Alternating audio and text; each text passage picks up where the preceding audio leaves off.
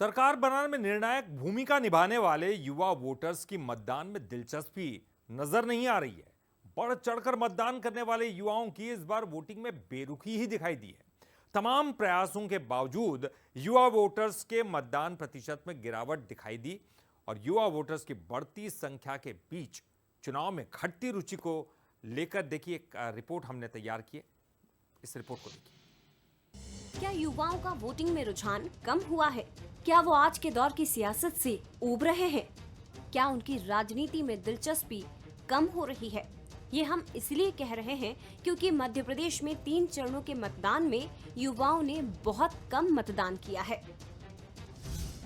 मध्य प्रदेश में तीसरे चरण में 45% युवाओं ने किया वोट। करीब 55% युवाओं ने दिखाई वोटिंग से बेरुखी। 40 साल से कम उम्र के वोटर्स की संख्या सबसे ज्यादा।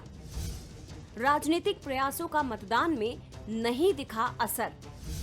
प्रशासनिक कोशिशें भी मतदान बढ़ाने में रही नाकाम। युवा वोटर्स को लुभाने जमीनी स्तर पर काम करने की जरूरत। युवाओं के मतदान में कम रुझान पर बीजेपी का कहना है कि ये सारी बातें बेमानी हैं। युवा मोदी जी को पीएम बनाने उत्साहित नजर आ रहे हैं। इधर कांग्रेस का कहना है कि युवा वास्तविकता से परिचित हैं, सच और झूठ में फर्क युवा समझ रहे हैं।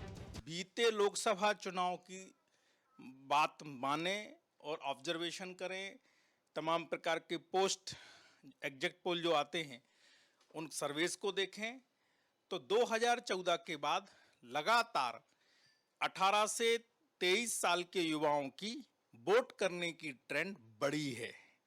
ये युवा राजनीति में अब रुचि लेने लगे हैं क्योंकि मोदी जी को पसंद करते हैं और मोदी जी के नाम पर घर से निकलते हैं और वोट करते हैं।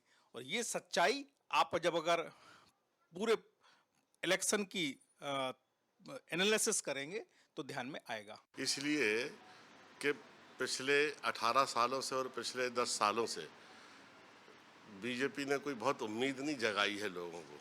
जब रोजगार ही नहीं दिया, 2 करोड़ लोगों को नौकरी देने की बात कही थी, नहीं दी, तो नौजवानों में कहाँ से उत्साह आएगा?